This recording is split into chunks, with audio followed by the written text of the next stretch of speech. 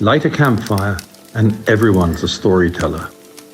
Join us for some thought-provoking and beyond fireside chats. Hello and welcome to Leave Our World a Better Place. My name is Kasia and today I'm speaking to Josh van den Ploeg, former guide and now social media specialist at And Beyond. Josh will be joining the team at Leave Our World a Better Place as co-host of the podcast. And in preparation, I'm chatting to him about his training and experiences as an And Beyond guide, the research interests that led him all the way to Saudi Arabia, and his recent travels in Uganda. Hi, Josh. Thanks so much for coming on to chat to us today. Thanks, Kaz. Thanks for having me. Very excited to be here and chatting to you. Well, we're very excited to have you coming on as co-host of Leave Our World a Better Place very soon. And I wanted to kick off with a bit of an interview into you and your background and personality, just to give our listeners some insight into who you are and where you come from. Wow, into my personality, deep dive. Absolutely, throwing you in there. Sounds good. Josh, so you're originally from Cape Town. How did you develop a passion for the bush and for nature conservation while growing up in what is one of South Africa's most beautiful places, but it's definitely more focused on the sea? Definitely. You know, there's a lot of beautiful nature reserves around Cape Town, and certainly some of them are looking more towards the safari-orientated experience now. But back when I was growing up, there really wasn't anything like, you know, what South Africans may refer to as the bush. And my parents actually moved to Cape Town. I think it would have been in the sort of mid to late 80s. And we still had family up in Johannesburg. So we used to go up to Johannesburg sort of once a year, and we'd drive up.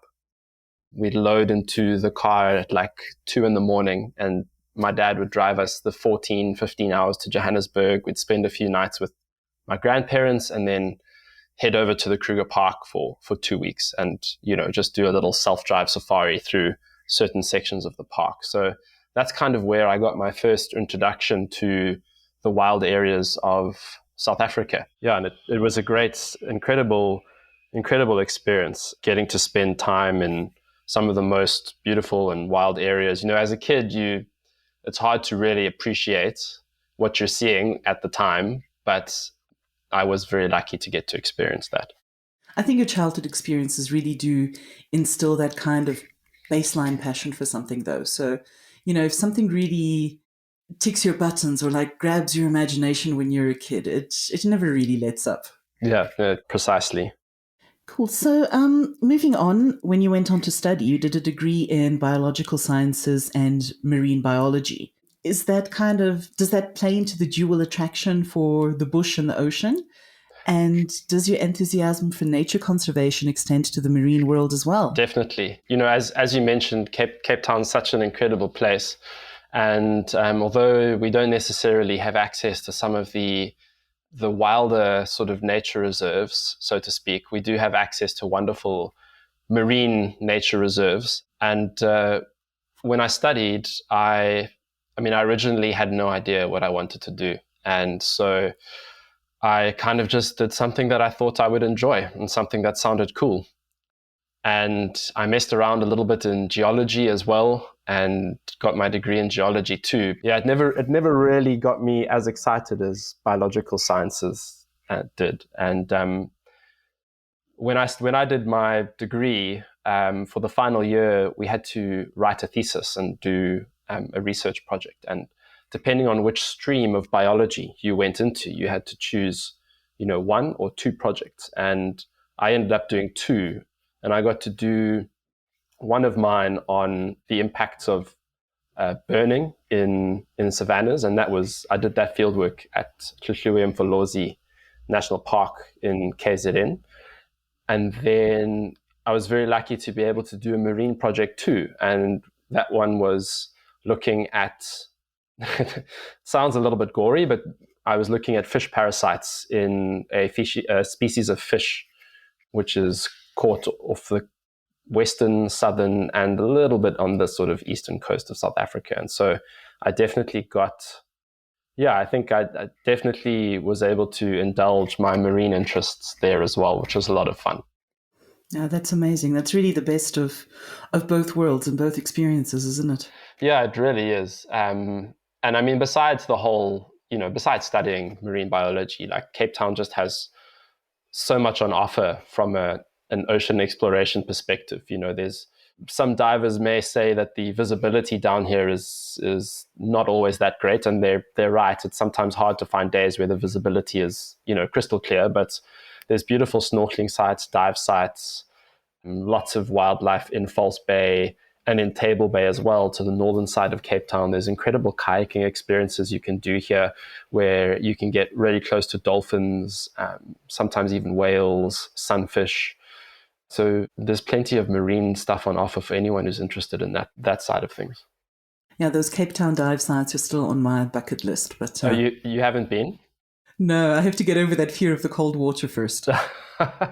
How thick is your wetsuit? Do you even have a wetsuit? I do, but it's not thick enough for Cape Town. I'll need to invest. Yeah, I think that's the other thing. Growing up, I just used to get in the water and do stuff, and then as you get a bit older, body gets a little bit more sensitive, and now I need a proper thick wetsuit before I do anything time consuming in the ocean around Cape Town. Okay, getting back to the land side of it, that fieldwork that you did at Shushlua Umfolozi, obviously it's very close to and beyond Phinda Private Game Reserve.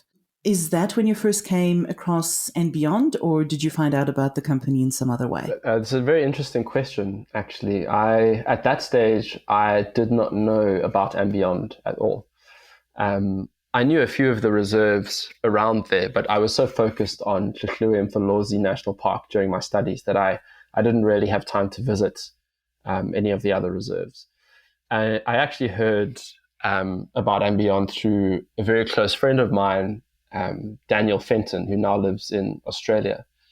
And he had done the ranger training course a few years before me and was working at Ngala Private Game Reserve in the Kruger Park. So yeah, Dan and I grew up together in Cape Town, and I'd often hear of his story. Like, he'd come back here on leave and we'd meet up, and I heard so many incredible stories.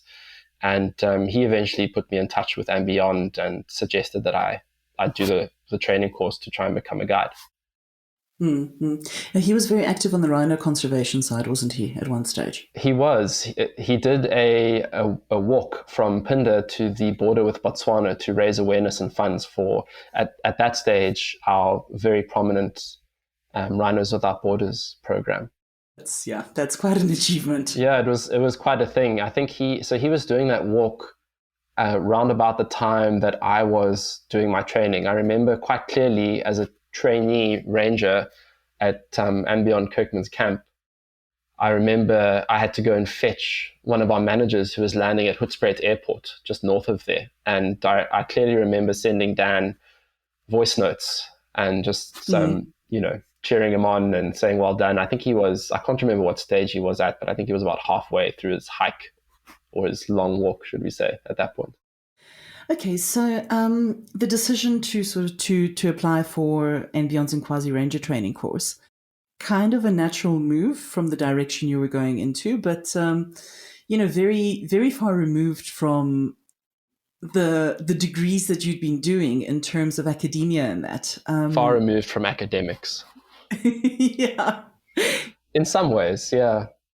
Can you talk a bit about what motivated this decision, and maybe just a little bit about the training itself and your experience as well on the course? Definitely. So I finished my degree in biological sciences, and at that point it was kind of, there was a choice between applying to do a master's and looking for work, and it all kind of just happened at the right time. And Dan put me onto and beyond in the training course, and I decided that after studying for 5 years, I would like a little bit of a break, and opted to do the training course. I think at that stage, fresh out of university, I still had a lot to learn, and it would have been my first sort of official job interview, if you like. I mean, I'd been working in restaurants, etc., during university, but this was like my first official job interview to get onto the Ranger training course. And I'm sure if you ask the trainers who interviewed me, that they probably have something to say about how I came across at the time. But it was mainly, my decision was mainly motivated by wanting to see what else was out there. And although in some ways being a guide or a ranger is far removed from academia, and Beyond Phinda has such a long-standing history of conservation as well as science. So there was definitely that aspect that triggered my interest as well in applying for the ranger training course at Phinda. And the course itself, what was that training like? Oh, that was a lot of fun. Challenging, but a lot of fun. We were put in a lot of situations where you learn quickly, react quickly, learn on your feet, and it was a lot of fun. I ended up spending maybe about 5 days of the course in hospital in Richards Bay. Oh no, that doesn't sound like fun. Yeah, it was my own fault, but I got tick bite fever, which is a pretty common thing for someone to get if they're spending a lot of time in and around reserves, especially in KwaZulu-Natal, especially if you're like walking through, areas of tall grass and spending a lot of time in the wild. It's quite a common thing to get tick bite fever. And then I just had a mild injury, which I had neglected to tell anyone about, and I didn't look after properly myself. And so I ended up getting an infection, and I fell asleep in class one day. And I remember Brian coming over to me and pulling me aside and saying, like, "What's wrong? Is this not interesting to you at all?" And I said, "No, I think I'm just sick." And ended up getting taken to Richards Bay Hospital for 5 days and being put on a drip. Sure. It was quite an experience. Yeah, I can imagine. Probably not what you think about as the highlight of your training course. Yeah, not to put anyone off doing the course. The injury was very, very mild, and the infection was totally of my own. It was my own fault for not looking after it properly. But I missed about 5 days, and then I remember thinking, man, are they going to take me back after all the stuff that I've missed? But they took me back, and I continued with the course, and the rest is a brief history. Well, I think that's part of the whole ranger training concept as well. It's not, obviously you have to pass the initial course, but it's not just that training and evaluation and assessment pretty much continues throughout your career as an and beyond guide, doesn't it? Yeah, it really does. I mean, once you finish the course, you get placed at a certain reserve which best fits your interests and best fits your style and character. And after that, you still have to complete some, shall we call it, in-house training. And even after that, we've got a really dedicated team of regional trainers who visit all of the lodges and chat to the guides. Sometimes they hop on a game drive and just see how everything's going.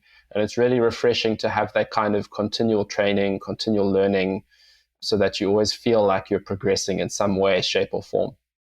And was the first place that you were placed after your training course, was that and beyond Kirkman's camp in the Sabi Sand? It was, and I actually had no idea how lucky I was at the time. I mean, I had my friend Dan Fenton, who was a guide at that stage at Ngala Safari Lodge and Ngala Tented Camp. And so my first thought was like, wow, I'd really like to get to guide with Dan. And then there was Phinda. Phinda is such an incredible place, so diverse. After doing my studies in botany, I could walk through the forests and the bushveld of Phinda and just be interested for hours on end. And then there's Kirkman's Camp, which is also such an incredible place. And I had no idea how lucky I was to go there until I got there. And did you stay at Kirkman's pretty much for most of your guiding career, or did you ever guide anywhere else? I spent my entire guiding career there. So I was placed there, and then it hooked you. And then it hooked me, definitely. Yeah, I mean, I did a short guiding stint at Phinda in the south at Phinda Mountain Lodge. And then I visited Ngala a couple of times, but never guided there. My brother-in-law, Sean, used to work there, so visited him a couple of times. Besides that, I was at Kirkman's Camp and then eventually and beyond Tingile River Lodge as well once that was built. Okay, so seeing as you're a Sabi Sand veteran, I have to ask you, um, can you talk a little bit about what makes the Sabi Sand so different and so special, and how it stands out from other safari regions in South Africa? Are there specific reasons why you'd recommend that a guest would visit that reserve in particular? Definitely, Kaz. I think whether someone has planned a trip long in advance, or whether they are thinking of planning a trip and they're chatting to someone about organizing it, or they've been to the Sabi Sands before, I think the reoccurring draw card is the leopard viewing. It's just incredible. There are plenty of places that you can see leopards in Africa. The Okavango Delta in Botswana comes to mind. Certain areas of East Africa, particularly like the Serengeti National Park. But there's just something about leopard viewing in the Sabi Sands in South Africa, which is just so special. There from years and years of sensitive game viewing, the leopards there are just so comfortable with your presence, and viewing them from the vehicle makes for incredible sightings. So I think that would be my main thing that sets the Sabi Sands in particular apart from other places in South Africa. And then, the other thing that I really loved about Kirkman's Camp was that I always felt like the game drive started from the lodge. Sometimes when you're in a really vast wilderness, your guide will tell you, we have to, for the first sort of 20 to 30 minutes, we need to keep a steady pace so that we get into the right area to look for animals. And I just remember so many times standing on the deck at Kirkman's Camp having coffee with guests, and you'd hear lions roar close by, or you'd hear a leopard vocalize down in the riverbed, or like you drive, 300 meters out of the lodge onto the road which runs along the ridgeline, and you'd find a pack of wild dogs or some hyenas. And I just felt like the game viewing at Kirkman's Camp started the moment you left the lodge, which was in some ways made your job as a guide a little bit easier. Other days it would cause mad traffic jams. You're trying to go look for lions, and then somebody finds a leopard 200 meters up the road and you can't avoid it. But it's a nice problem to have as a guide, I think. Yeah, it is. As problems go, that's a fairly good one. Yeah, that's not a bad problem to have. And this is a question that I love to ask all the guides, or sort of the people who work in the field that I talk to, because it really leads to some amazing stories. I think the staff in the field have got this wonderful opportunity to interact with people and to actually see the things that move them and really set their experiences apart. Can I ask you to share some stories about your favorite guests or your standout wildlife experiences while you were guiding? Wow, so many. It's hard to know where to start. I think the first thing that I'll say from a guiding perspective, it's just incredible to be a part of a team. There's a lot of excitement when everyone leaves the lodge, and there's nothing better than working with friends looking for animals, teaming up with other guides to follow tracks of lions or leopards. There's just like this sense of excitement. And once you do find the animal you're looking for, there's a real sense of achievement. And I think the other part of being a guide that really left an impression on me was getting to work with a world-class professional tracker like Jerry, who was the professional tracker I worked with at Kirkman's. We worked together, 8 to 9 hours a day for 5 years, and it was a really special relationship. And getting to spend time on foot with him was amazing. Like, I remember in the beginning, I used to take every opportunity to take a walk with Jerry and follow tracks. And then eventually I started realizing that, unfortunately, sometimes the best thing to do is stay on the vehicle and drive the next road looking to see if the animal is there or if the tracks come out. And I kind of resigned myself to staying on the vehicle when all I really wanted to do was hop off and go tracking with Jerry. I think what stands out as another really special guest experience and special tracking experience with Jerry was one from around early 2018. We had a lovely group of guests from the States. I think they were down there as they were doing some part of an MBA course, and they'd come out on a safari to take a break. And the great thing about sort of winter, I think it was winter time, so maybe early to mid 2018, is that you can start off your safari, you can find an animal, and then the temperatures are still quite cool. So you can go from there, and chances are whatever you'll find after that is still going to be active, whether it's a leopard, lion, elephants, rhino. And so we had the sighting of 2 male lions sleeping, and we decided to move on. And we went to an area where we hardly ever went. At that stage, where you go as guides is heavily influenced by what your guests would like to see, as well as what the dynamics of the animals at the time are. And the eastern part of the reserve had been quite quiet for a few months because the pride that spent most of their time in that territory had shifted slightly. They'd been taken over by new male lions, and their territory had shifted, so we very rarely saw them.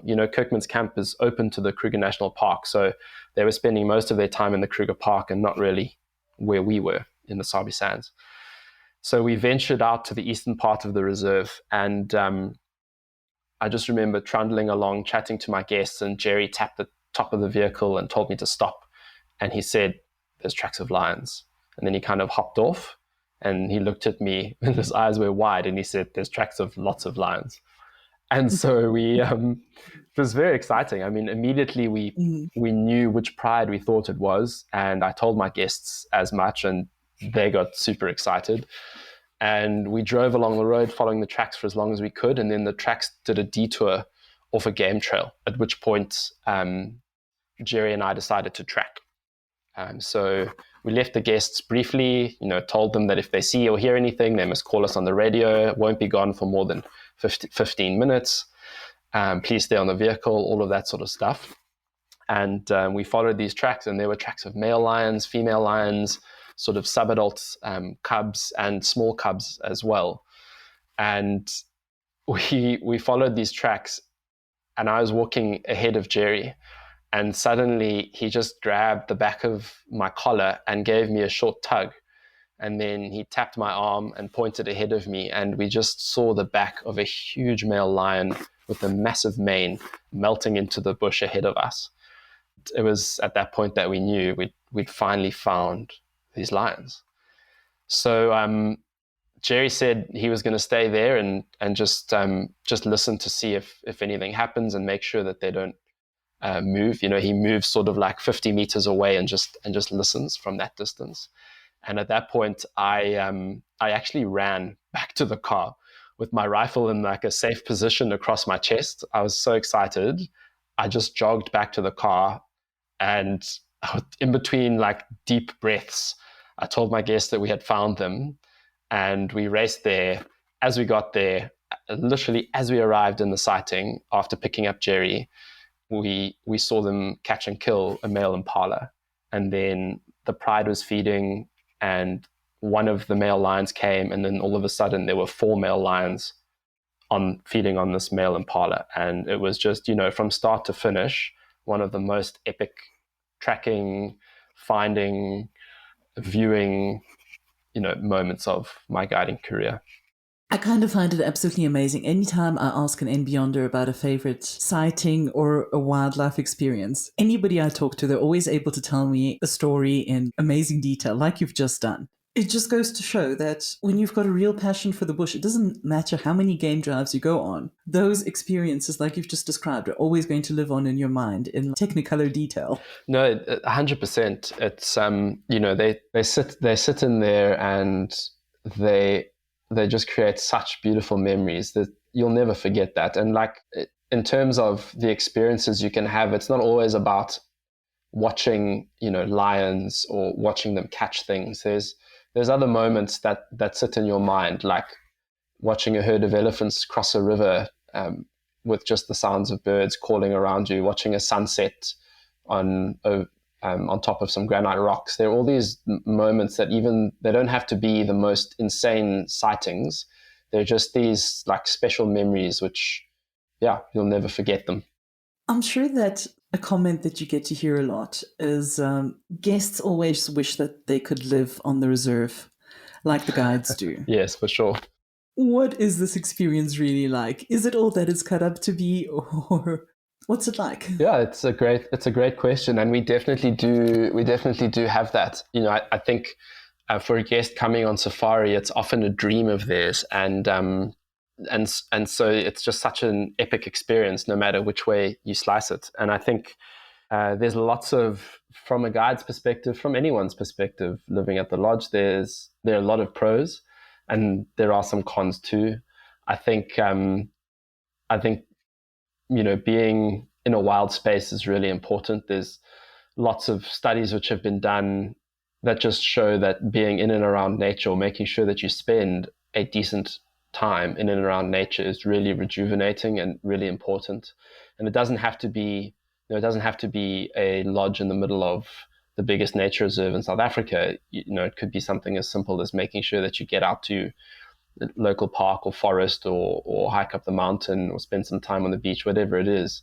But I think one of the biggest pros of living in a nature reserve, living at a lodge, is just being in nature all the time and spending a significant amount of time in wild spaces with natural sounds, no light pollution,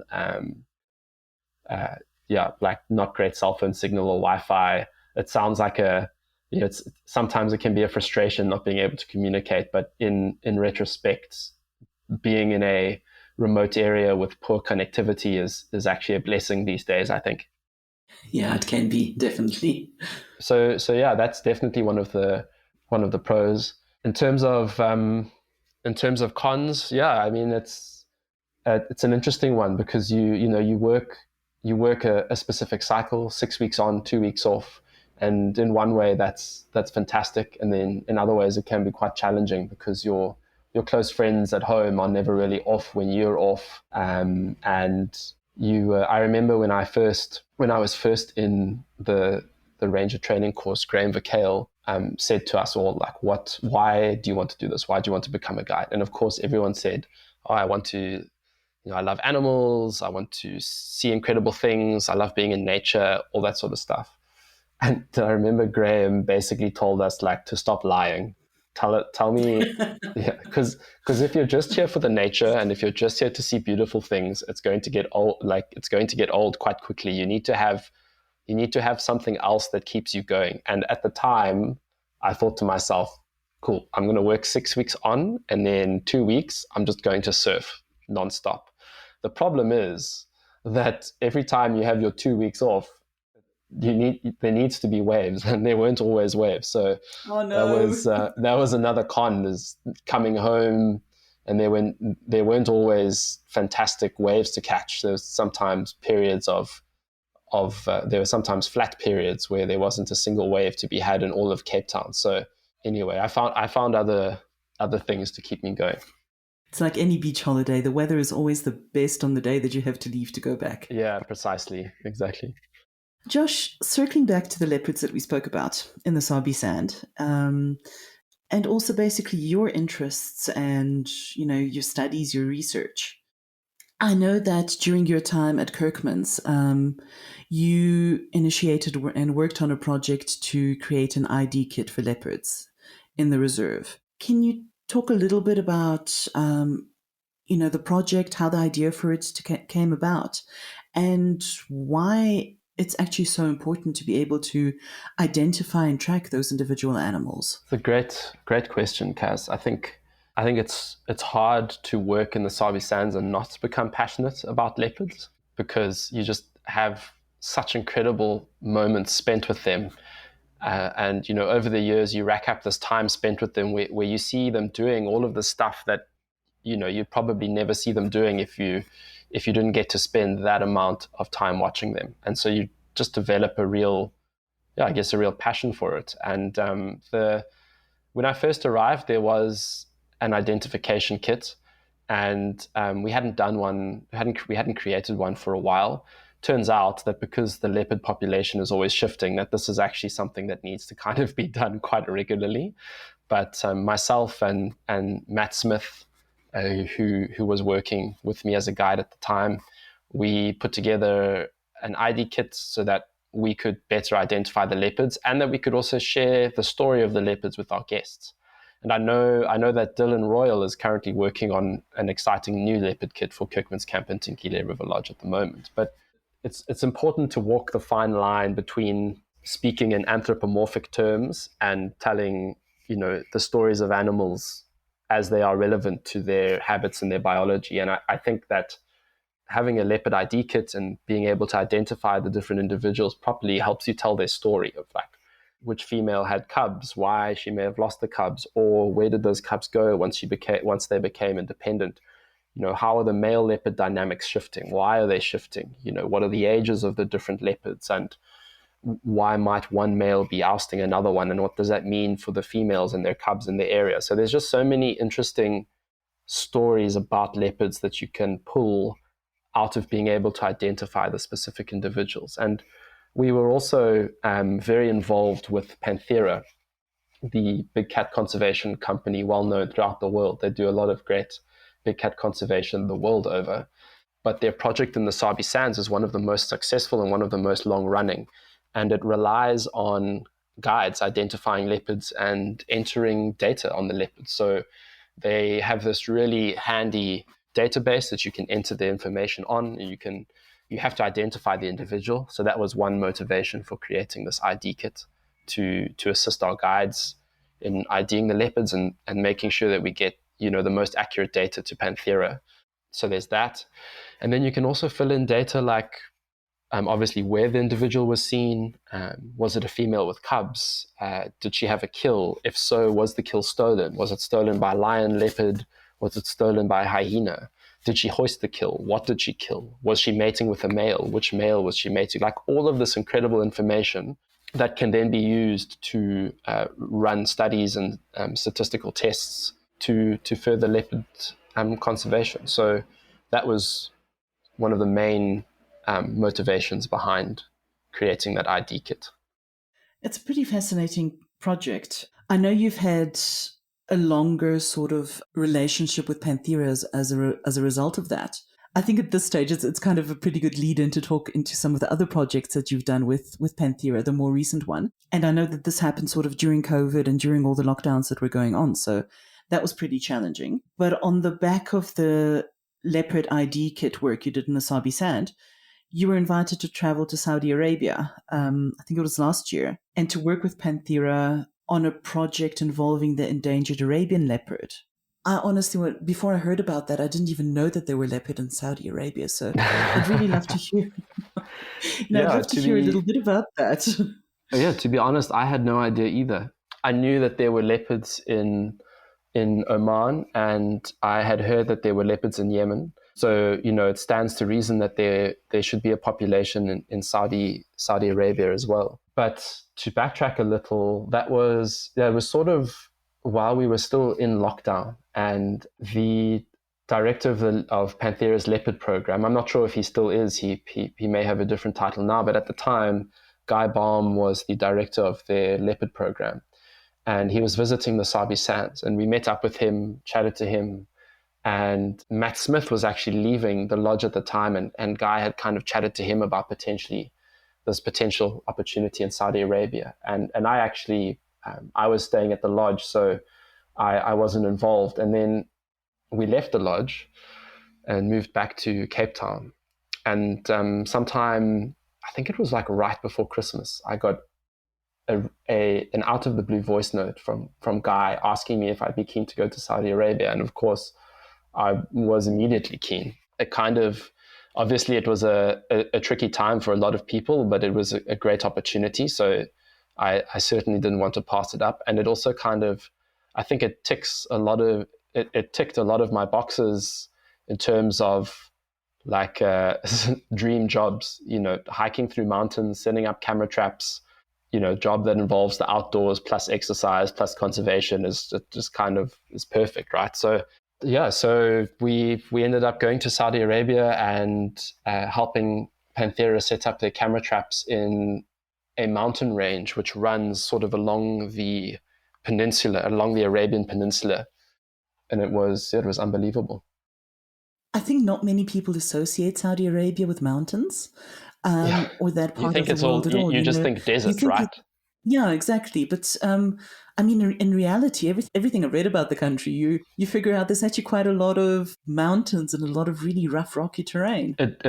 It really is. It's actually, for a very arid country, it's incredibly diverse in its terrain, its plants and animal species. We were very lucky to spend some time with Dr. Andrew Spalton, who's like the leopard expert from Oman. And he's written a mammals book as well in the area. So that was really lovely getting to spend time with him in the wild areas of Saudi Arabia. You actually kind of feel at home in a way because you're hiking through these mountains. It's dry, it's hot, but a lot of the species are similar to what you'd find in South Africa. There's a lot of overlap in bird species, for example, like we saw green pigeons, we saw African grey hornbill. So there's a ton of overlap in bird species, and then plants too. Like there's a lot of different, I'll just use the old name. There's a lot of different acacia species. Sorry, Brian. And and there's also a species of impala lily, or I think the scientific name's adenium. And those, we get those in Africa too. So you kind of feel at home in a way, although you're in a country with a completely different culture, different customs. You do kind of feel at home, and you walk through some really incredible places. Like all of Saudi Arabia is crisscrossed by these riverbeds. Some of them don't flow anymore, but most of them flow seasonally, and they're called wadis. And because these, obviously it's a dry country, and a lot of people live their lives around like water as a resource, and so these wadis are like the center of life in Saudi Arabia, or they certainly were in the past. And so all these areas are named after the main wadis that run through them, and some of the wadis are wide enough for you to drive a vehicle through. And then when we were looking for the spots to set up camera traps, we would map them out on Google Earth, and then you drive up a wadi as far as you can go, and then you'd end up hiking sort of further up the wadi, and it's just incredible. Like so many different towering rock formations. There was one place where, I mean, if you come to Cape Town, we'll show you impressive granite outcrops, but this was just on another level. Like driving through a wadi, which was just had these incredible granite massives that were, I don't know, like, maybe a few kilometers in width and length. Just the scenery and the landscape was incredible out there. It sounds like a really once in a lifetime kind of experience. Yeah, it was. It really was. And I think there's something, there's something so unassuming about being so totally hindered in communication. Like, luckily, some of the people we were working with spoke the local language fluently, but as a South African, I definitely do not speak Arabic. So, but there's just something so raw and unassuming about having to communicate with people, and you can't speak their language, and they can't speak yours. And so there's a lot of hand gestures, a lot of Google Translate if you have signal, and then the people in Saudi Arabia are very welcoming, and you get to feel that wherever you go. So we worked in multiple areas and experienced the culture of multiple different tribes within Saudi Arabia, and different foods as well, which was really cool. But we had this one experience where we were driving, like I said, driving up a wadi, and looking for a place where we could start hiking. And you always, you never start work, or Panthera never started work in an area without first receiving confirmation from the local government that they were allowed to be there. But people are very protective of their land and of their wadis. So even though you have like this official letter that states you're here doing conservation work and you have permission, people are still a little bit mistrusting. The most interesting experience I had was with a local guy named Yusuf, and we were driving up a wadi, and out of the blue, like you must know though, there's like huge boulders around us, and we're driving on this small track in the rocks, and there's nowhere else to drive. And suddenly, out of the corner of our rearview mirror, we just see this Land Cruiser just like bouncing over these rocks with these two guys looking incredibly angry, and they cut us off. And Yusuf said to me, "Don't worry, I'll handle this." And he got out, and I just saw them like gesticulating at each other. There was some pointing in different directions, some slightly raised voices. And Yusuf got back in the car, and I said, "Is everything all right?" He said, "Yeah, everything's fine. They've invited us for lunch." So, I mean, we had so much work, so much hiking to do that day that we kind of agreed that we would do it if we had time. But we hiked up the wadi. We eventually set up our camera trap, and about 2 hours later, we came back. And Yusuf was about to go to them and say, "Look, we may not have enough time to take you up on our offer, take you up on your offer." And before he could do that, I looked behind him, and there was a goat lying on the ground that they had slaughtered for us in our honor to welcome us for lunch. So Yusuf was like, "Well, now we absolutely cannot say can't no." back out. No. But just feeling that I think the incredible thing for me was how they could go from, I wouldn't say hostile, just protective. They could go from so protective to suddenly so incredibly welcoming the moment that they understand what you're actually there for. And is that project in Saudi Arabia still ongoing?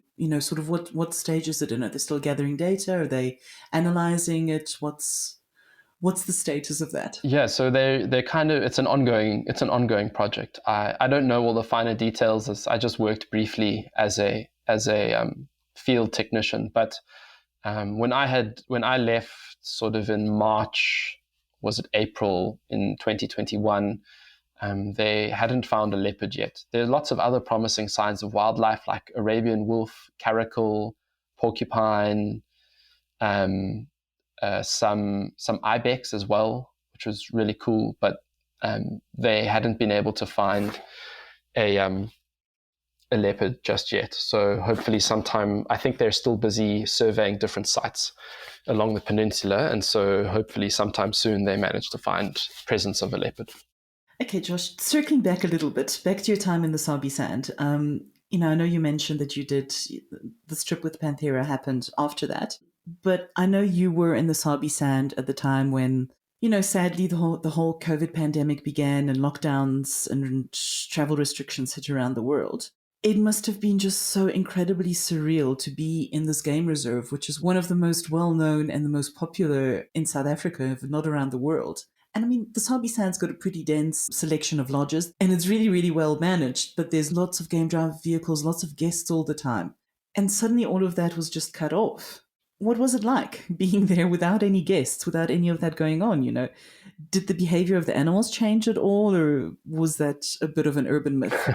Another great question. I think that was probably one of the most asked questions on social media at the time. After the initial lockdown in South Africa, a few months of animals spending time without regular safaris, a lot of people were asking if their behavior changed. And to be honest, we really didn't see a change. Like every now and again, even when the lodges are busy and you've got lots of guests experiencing their safaris, you'd sometimes find, if you were going to one of the far-flung reaches of the reserve, you might see a leopard or a group of lions that you don't really see. And you could always tell that they were a little bit surprised to see this vehicle. So, you always gave them some necessary space. And every now and again, we'd find a leopard or lions that we saw semi-regularly, and we'd find them, we'd see them for the first time in like a month. And initially they might watch you cautiously, but very quickly they relax around you. So I don't think that the animals really changed their behavior too much. If anything, it gave us a lesson on different ways to find animals, and also how important the role of a professional tracker is in the whole guest experience, because we would go out on game drives and the trackers weren't necessarily joining us all the time. And we would kind of go out on these patrols to just double check that everything was okay on the reserve. And we really wouldn't see much. We certainly couldn't track it, and you really wouldn't see much unless you stopped and listened. So without the help of a professional tracker to follow tracks and make that very difficult decision of which way did this animal actually go, you have to resort to listening. So we would start off our safari in the morning, or our patrol, I should say. We would start off our patrol in the morning and stop on the ridge near the lodge and just listen for 20 minutes. And you'd hear lions roaring, you'd hear impala alarm calling, or leopard vocalize, or monkeys alarm calling. And you would go there and see what you could find, because it just kind of reiterated how much you can miss when you have the vehicle engine on, and that it's always good to stop and listen, which is actually something that Jerry also used to say to me. He'd, like, in the middle of a game drive, he'd randomly stop me and say, let's just listen. So that was quite interesting. So the animal's behavior didn't change, but ours certainly did. I think a lot of people don't actually realize that, for the fact that there were no tourists, there was still a lot that went on in the reserves. As you say, those patrols went on, and the data collection that you guys usually do went on, and all of that sort of maintenance and management work that goes into keeping all of the reserves running actually still carried on regardless. Yeah, definitely. There's still, even though we didn't have guests, we were still kept very busy, especially with maintenance stuff, patrols, social media, all that sort of stuff. Now, Josh, you've now left the Sabi Sand behind, and you're back in Cape Town and surfing every morning. The waves weren't good this morning, if that's what you... Oh, no. I didn't go. That's a pity. But, you're still with and Beyond, obviously, as a social media specialist and soon to be co-host on Leave Our World a Better Place. Thank you. So what prompted you to make that decision to leave the bush and your position as a guide? Yeah, another great question. I think we'd spent sort of 6 months or so without guests, and I guess you just become accustomed to a certain amount of time spent doing other things, and we just decided that we'd spent sort of I'd spent 5 years guiding, and my wife was working with me at Kirkman's Camp for just over 3 of those years. And she'd also just started a job with the Africa Foundation, who partner with and Beyond to do community upliftment and empowerment, and work on a lot of incredible projects around Africa. And so she just started a job with Africa Foundation, and so it was kind of time to move on. And at that stage, she'd worked remotely from the lodge for a few months, and so we actually asked nicely if we could, she'd been very productive and successful remotely, so we just asked if we could move to Cape Town instead of starting a new life in Johannesburg. And so that's kind of one of the main reasons that prompted leaving. And then, shortly after that, I went to Saudi Arabia and did a few other things throughout the year, and then started as the social media specialist in October for And Beyond. So you might have left the bush behind, and you might be more, your daily views might be more marine life than the bush life. But it's obvious that the bush and the wildlife is still very present in your life, because I know your most recent trip was to Uganda and Kenya. Can you talk a little bit about those experiences? What were your expectations like before that trip, and did the reality of it live up to those expectations? Definitely. It was such an incredible experience. It was Tanya and my honeymoon, actually, to go to Uganda, and we'd planned it for so long, and COVID derailed those plans, as it did for so many other people the world over. And eventually we kind of found this sweet spot, this gap between, well, maybe not between spikes in COVID infections, kind of like at the time where the pre-Christmas spike was happening. But luckily we still managed to travel to Uganda and then Kenya after that. And Uganda was incredible. I think, we visited so many places, and it's so difficult to know what it's going to be like before you go. We visited some amazing lodges. Obviously, the highlights for us were certainly the chimp trekking, which was really special. The gorilla trekking, which was just out of this world and an experience we'll never forget. And then I think also just slowing down a little bit and spending time on the Nile River. We had this beautiful view over the Nile River, which for 2 nights during our Uganda trip, which was amazing. But something that you often don't get when you are looking through itineraries online is like what the different amount of time should be in each spot. And we definitely felt like if we did it again, we would do it longer and slower, because although Uganda seems like a smallish country, it's incredibly diverse. There's so much to do, so much to see, and the distances are actually quite long. So we actually ended up having a bit of a whirlwind tour, of which the Nile, the chimpanzee trekking and gorilla trekking are the things that stand out. But everything in amongst that was just such a quick blur that we wish we could do it slower. So that was a great learning from that, and I think it's something we'll take with us if we ever do those, like a safari trip like that again. And that's why Kenya was so special. We were able to stay with and beyond at Kichwatembo tented camp and Batalier camp in the Masai Mara, and really slowed things down. Spent 5 nights there. Didn't go on every safari. We were really, really lucky and were able to do a hot air balloon safari and a visit to the local Maasai communities, which was really special. So yeah, like contrasting the two, obviously the gorillas, just an insane bucket list item for anyone, as is the Masai Mara. But, when contrasting it, such an epic time in Uganda, but just such a delightful, slow safari experience and travel experience in Kenya, which was really great. So I think it's actually really interesting what you say about finding the right sort of time and the right balance, because that's always, I think it's a contradiction when you're trying to plan travel to somewhere that you maybe don't know that well.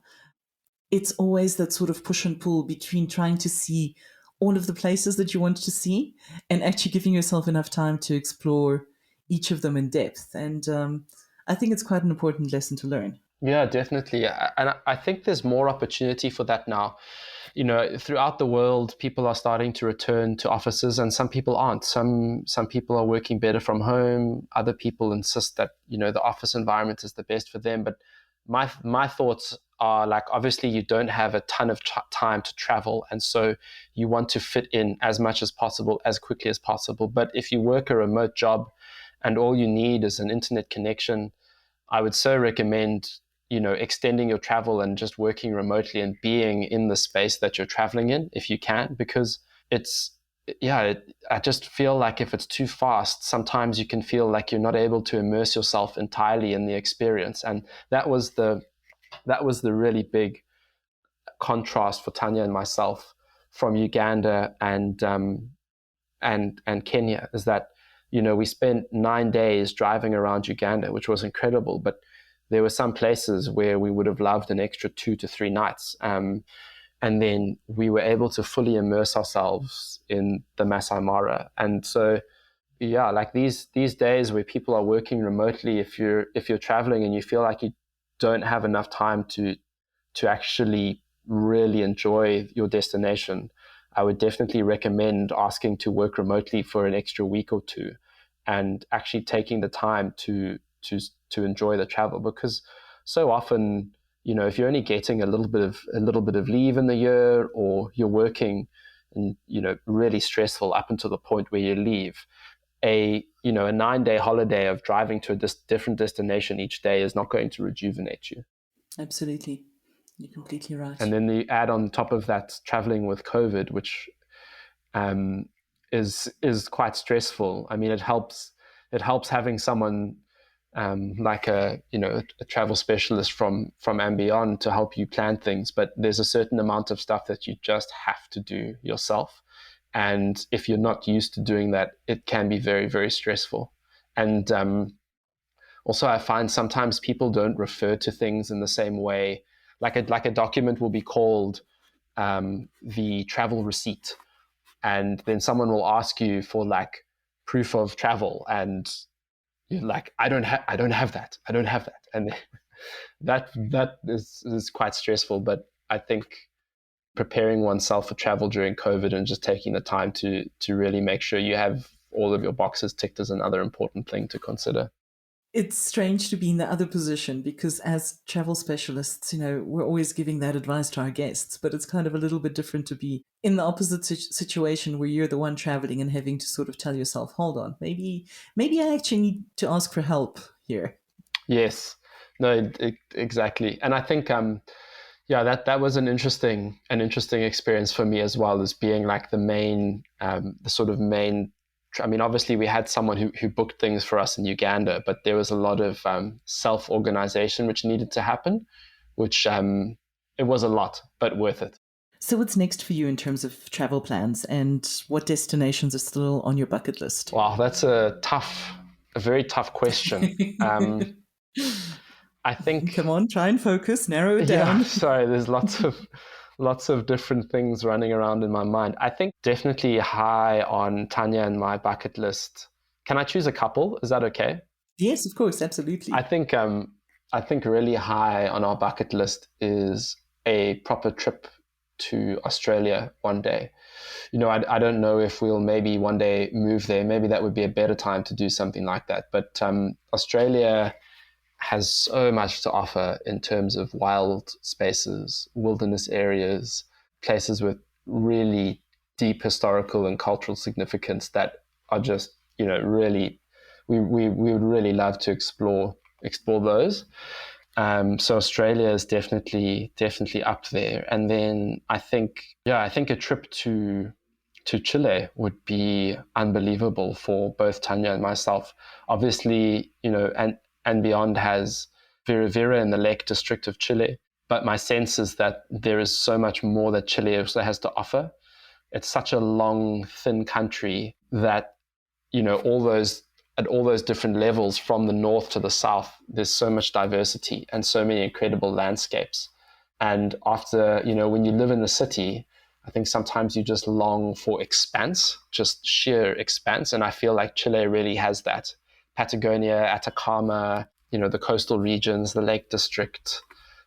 I think Chile is high on the list for us one day. Definitely good destinations and lots of fun to look forward to. Yeah, for sure. Amazing. Josh, thank you so much. It's been a real pleasure talking to you and getting a little bit of insight into your background and your story with And Beyond as well. And we're really looking forward to having you as a regular voice as host of Leave Our World a Better Place. Thanks, Kaz. Thanks for chatting to me. That was really great, and I look forward to being a part of Leave Our World a Better Place. Thank you for listening to Leave Our World a Better Place. Don't forget to subscribe to make sure that you never miss an episode. If you'd like to find out more about And Beyond, please log on to our website at andbeyond.com.